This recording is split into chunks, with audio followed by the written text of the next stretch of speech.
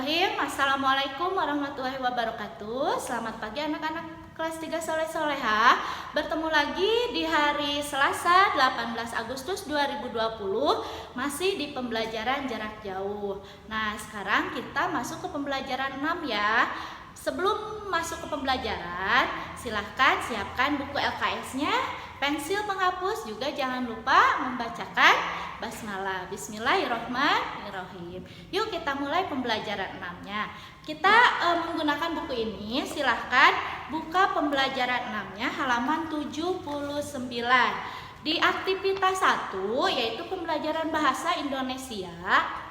Di sini ada tahapan daur hidup pada nyamuk. Aktivitas 1 di sini ada tugasnya, lengkapilah nama-nama tahapan pada daur hidup nyamuk berikut. Siapa yang suka melihat nyamuk? Pasti semua pernah melihat nyamuk ya. Nyamuk itu biasanya berada pada tempat-tempat yang kurang bersih. Jadi untuk kalian lingkungannya harus bersih supaya tidak ada nyamuk, karena nyamuk itu berbahaya. Berbahayanya apa? Nyamuk itu dapat menyebabkan penyakit demam berdarah, betul, malaria juga ya. Nyamuk demam berdarah itu biasanya nyamuknya itu nyamuk Aedes aegypti. Itulah nama nyamuk yang menyebabkan penyakit demam berdarah atau DBD. Nah, sekarang kita bahas tentang tahapan pada daur hidup nyamuk. Ya, nyamuk itu memiliki tahapan daur hidupnya. Mulainya dari apa sih nyamuk itu? Pertama, nyamuk itu berasal dari telur. Nah, telur ini biasanya hidupnya di air. Nih, di air. Nyamuk dewasa itu biasanya bertelurnya itu pada air yang menggenang, baik itu dalam ember, dalam kaleng bekas, dalam botol bekas, asalkan ada air yang menggenang. Disitulah nyamuk akan bertelur ya. Setelah telur, kemudian ke tahapan yang ke B. Yang B ini adalah larva atau jentik nyamuk. Larva atau jentik nyamuk.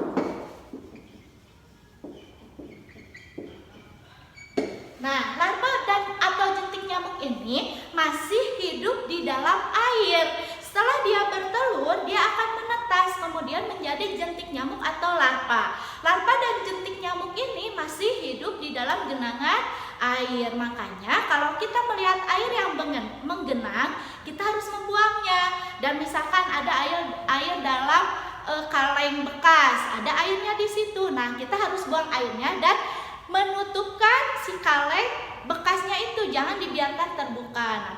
Nanti kalau dibiarkan terbuka akan terisi lagi oleh air hujan ya. Kalau ada air dalam kaleng, buang airnya lalu kalengnya ditutup kembali. Jadi tidak akan ada air yang menggenang. Oke. Setelah larva atau jentik, nyamuk ini berkembang menjadi pupa. Nah, setelah jentik atau larva ini, nyamuk akan berubah menjadi pupa. Pupa ini masih hidup di dalam air ya. Sebelum menjadi nyamuk dewasa, pupa juga hidup di dalam air. Nah, setelah pupa, maka lihat yang bagian D, yaitu nyamuk dewasa. Nah, itulah tahapan daur hidup pada nyamuk. Yang pertama adalah telur ya. Telur biasanya hidup di air. Nyamuk itu bertelurnya di air. Kemudian yang kedua larva atau jentik. Jentik juga masih hidup di air. Yang ketiganya adalah pupa. Setelah pupa barulah berubah menjadi nyamuk dewasa. Dan nyamuk dewasa ini tidak sering hidup di air ya. Kebanyakannya sudah bisa berterbangan, tapi nyamuk ini sukanya di tempat yang kotor. Makanya lingkungan kita harus bersih ya, supaya tidak banyak nyamuk, karena nyamuk itu menyebabkan penyakit, diantaranya penyakit demam berdarah atau malaria. Nah, bagaimana cara mencegahnya supaya tidak ada nyamuk Aedes aegypti yang mengakibatkan penyakit demam berdarah tadi? Nah, untuk menanggulangi penyakit demam berdarah ini, gunakan 3M. 3M itu apa sih? Yang pertama adalah menutup penampungan air. Jadi jika di rumah kalian menampung air, maka penampungannya itu harus ditutup. Misalkan di rumah orang tua kalian menampung air di dalam ember, nah maka ember itu harus pakai tutupnya, harus ditutup supaya nyamuk itu tidak bertelur di dalam air. Oke, yang kedua yang kedua yaitu menguras bak mandi. Nah, menguras bak mandi ini harus sesering mungkin. Ya, minimalnya 1 minggu 1 kali untuk menguras bak mandi supaya untuk mencegah tidak adanya telur nyamuk yang bersarang di sana. Karena nyamuk itu sukanya bertelur di air ya.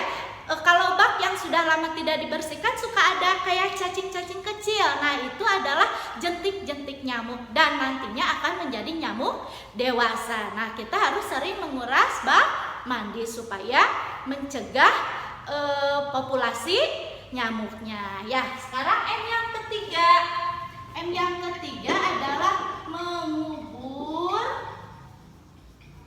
barang bekas. Nah, jika ada barang bekas di rumah, jangan dipelihara, harus dibuang. Bagaimana cara membuangnya? Yaitu dikubur ya. Dikubur itu digali tanahnya, kemudian barang bekasnya disimpan, kemudian ditutup lagi dengan tanah. Ya, itulah cara pencegahan nyamuk demam berdarah, yaitu dengan cara 3M. Menutup penampungan air, menguras bak mandi, dan mengubur barang bekas. Oke. Nah, sekarang kita lanjut ke aktivitas yang kedua. Aktivitas yang kedua ini mengenai poster. Poster di sini di aktivitas 2 perintahnya buatlah sebuah poster yang berisikan pentingnya menutup tempat penampungan air agar tidak dijadikan tempat bertelur air. Karena membuat poster itu waktunya harus lama, kemudian belum menyediakan alat-alatnya, jadi aktivitas 2 tidak usah dikerjakan, hanya diisi oleh pengertian posternya saja. Apa itu poster? Bagaimana ciri-cirinya? Ya, kita bahas mengenai poster. Poster itu apa sih? Ada yang sudah tahu apa itu poster? Oke, kalau belum, kita pelajari bersama. Poster adalah pengumuman atau iklan yang berbentuk gambar atau hiasan yang ditempelkan di dinding, di tembok atau tempat umum agar mudah diketahui orang lain. Nah, itu adalah pengertian dari poster. Nih, Ibu tulis dulu ya supaya kalian mudah untuk mencatatnya lagi. Ya, poster yaitu pengumuman atau iklan yang berbentuk gambar.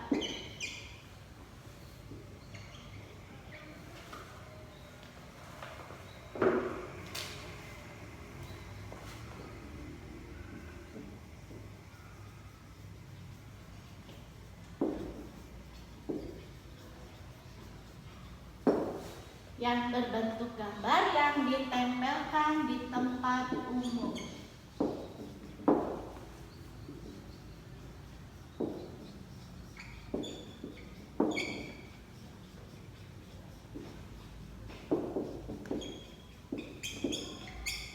Nah, ini adalah poster. Poster yaitu pengumuman atau iklan yang berbentuk gambar yang ditempelkan di tempat umum. Supaya apa ditempelkan di tempat umum? Supaya banyak orang banyak yang melihat poster itu. Poster biasanya berupa ajakan ya.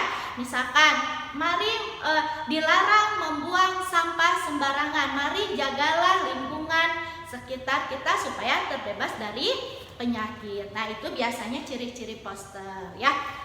Itu biasanya contoh dari poster. Nah, sekarang ada ciri-cirinya.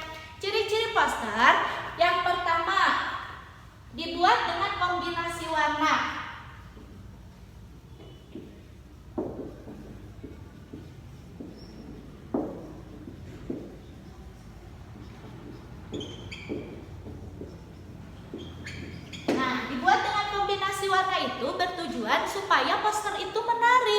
warnanya warna-warni. Jadi orang itu pas melihat, ih posternya lucu, jadi ingin mendekat dan ingin membacanya. Yaitu ciri-ciri yang pertama yaitu dibuat dengan kombinasi warna yang kontras ya. Yang kedua yaitu terdapat kalimat yang mengandung ajakan.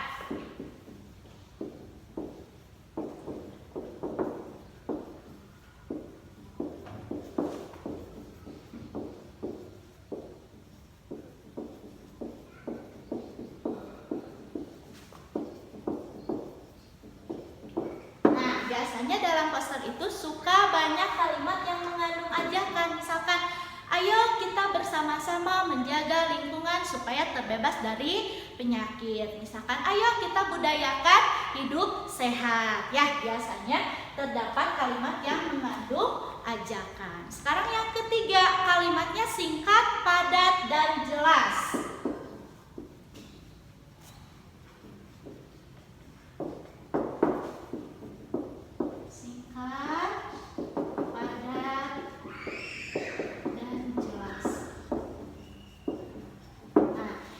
Biasanya kalimatnya dalam poster itu tidak panjang-panjang, tidak kita harus menjaga kebersihan supaya tidak seperti itu, singkat, padat, tapi jelas. Misalkan, ayo menjaga kebersihan, dilarang merokok, ayo kita budayakan hidup bersih. Itu jadi tidak panjang-panjang kalimatnya, asal kalimatnya itu singkat, padat, dan jelas ya.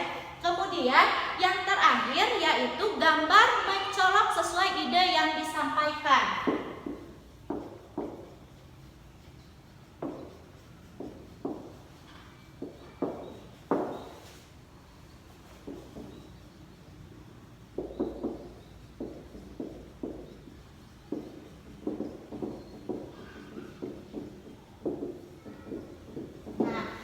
Gambar mencolok sesuai ide yang disampaikan. Misalnya tentang nyamuk demam berdarah, posternya itu, maka yang ditonjolkan adalah gambar si nyamuknya dan gambar pencegahannya, yaitu yang tadi 3M ini. Nih, Ibu punya contoh satu poster ya.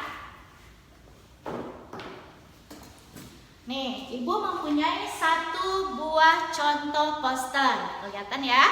Nah, ini adalah contoh sebuah poster yang judulnya tentang penyakit demam berdarah. Demam berdarah itu kan penyakitnya yang disebabkan oleh nyamuk. Nih, gambar yang ditonjolkannya adalah nyamuk. Nyamuk yang hidungnya panjang, yang siap menggigit siapapun yang ada di sekitarnya, yang lingkungannya kotor. Nih, di sini kalimatnya tidak panjang-panjang. Nih, kalau kamu jaga kebersihan, aku gak akan gigit kamu. Nah, ini adalah pesan si nyamuk. Jadi poster itu harus menyampaikan pesannya juga supaya dapat dibaca oleh semua masyarakat. Nah, ini ada juga penanggulangan untuk penyakit yang disebabkan oleh nyamuk tadi, yaitu penyakit demam berdarah. Dengan cara apa? Dengan cara 3M+.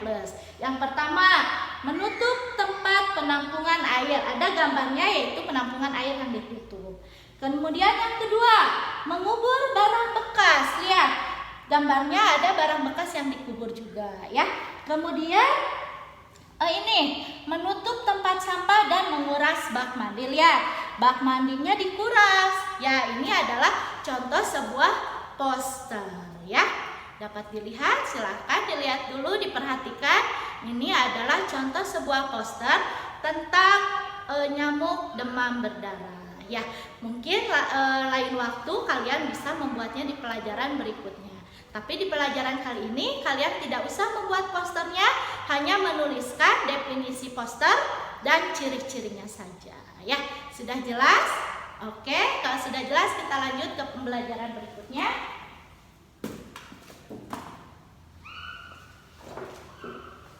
Ya, sekarang masuk ke aktivitas 3, yaitu tentang pelajaran matematika. Di sini matematika ini masih di seputar perkalian yang caranya menyimpan, ya. Dengan cara menyimpan bukan? Menyimpan. Menyimpan. Di sini matematikanya masih tentang pembelajaran perkalian dengan teknik menyimpan. Kemarin sudah dijelaskan oleh Bu Ana bagaimana teknik perkalian dengan cara menyimpan. Ya, mungkin kalian sudah mempelajari dan mungkin sudah banyak yang bisa. Ya, Ibu hanya mengulang dan memberikan soal saja. Nah, kita bahas yang nomor 1 saja ya. Ibu kasih contoh 1 aja. Nanti nomor 2 sampai nomor 5 kalian yang mengerjakan. Oke.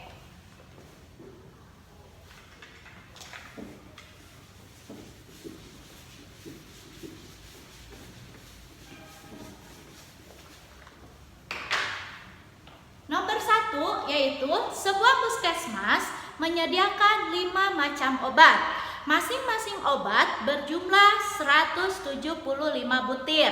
Berapakah jumlah obat yang disediakan puskesmas tersebut? Jadi caranya obat itu 175 dikali 5. Nah, ini masih teknik menyimpan, kemarin sudah dijelaskan oleh Bu Ana ya. Ibu hanya mengingatkan kembali. 5 dikali 5 berapa?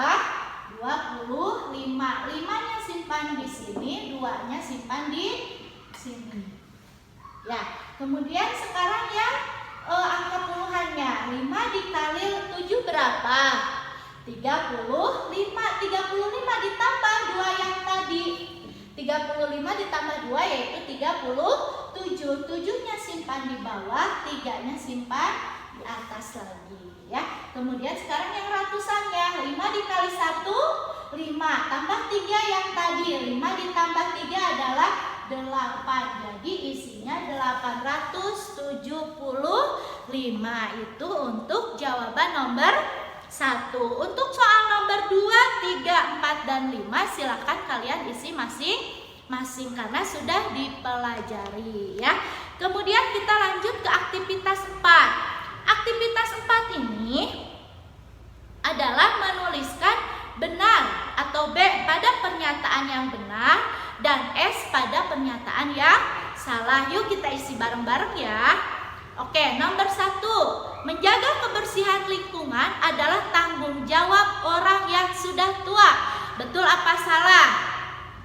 Ayo, menjaga kebersihan lingkungan adalah tanggung jawab orang yang sudah tua. Pasti salah, karena menjaga kebersihan lingkungan itu adalah tanggung jawab kita semua. Jadi isinya adalah S besar, yaitu salah. Nomor 2. Menjaga kebersihan lingkungan adalah salah satu cara untuk mencegah penyakit demam berdarah.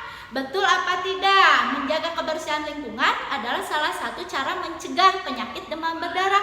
Betul ya, karena penyakit demam berdarah itu bisa dicegah apabila kita menjaga kebersihan lingkungan. Jadi nomor 2 itu jawabannya B besar, yaitu benar.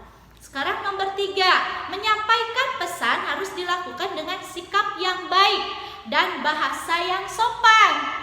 Betul banget ya, menyampaikan pesan itu harus dengan sikap yang baik dan bahasa yang sopan. Jadi jawabannya B besar atau benar. Nomor 4 yaitu poster merupakan media untuk mengajak masyarakat menjaga kebersihan lingkungan. Betul, karena poster itu tadi sudah Ibu jelaskan berupa ajakan ya. Jadi jawabannya adalah B besar atau benar. Sekarang nomor 5. Hidup sehat itu mahal. Betul gak ya? Salah, karena hidup sehat itu tidak memerlukan biaya asal kita sendiri sadar bahwa hidup sehat itu berasal dari diri sendiri ya. Jadi tidak memerlukan biaya yang mahal. Jadi jawabannya S, yaitu salah. Sekarang yang terakhir adalah aktivitas 5. Tuliskan saranmu untuk masing-masing situasi berikut. Nah, nomor 1, melihat jentik-jentik nyamuk di bak kamar mandi milik Gio. Saran itu biasanya harus menggunakan kata seharusnya, sebaiknya, alangkah, ya, alangkah baiknya, bagaimana jika, banyak sekali kemarin sudah dipelajari ya. Kalian tinggal mengisi nomor 1, 2, 3, 4, dan 5 menggunakan kata-kata tadi. Seharusnya, sebaiknya, alangkah, bila, sebaiknya, jika, yang kemarin sudah dipelajari ya. Jadi tugas untuk hari ini yaitu tidak banyak, hanya 2 aktivitas saja. Yang pertama aktivitas 3, nomor 2, 3, 4, dan 5. Kemudian aktivitas 5, nomor 1, 2, 3, 4, dan 5 ya. Demikianlah pembelajaran hari ini yang bisa Ibu sampaikan. Mohon maaf apabila ada kesalahan, dan jangan lupa tugasnya dikirim ke Edmodo sampai pukul 8 malam. Ibu ulangi lagi nih, tugasnya ada 2, hanya 2 aktivitas. Yang lainnya sudah dibahas bareng-bareng, kalian tinggal mengisinya untuk dipelajari nanti ya. Tugasnya yaitu aktivitas 3, halaman 80, nomor 2, 3, 4, dan 5. Kemudian aktivitas 5, halaman 81, nomor 1 sampai nomor 5, dikirim ke Edmodo sampai pukul 8 malam. Demikianlah pembelajaran hari ini. Mohon maaf apabila ada kesalahan. Wassalamualaikum warahmatullahi wabarakatuh.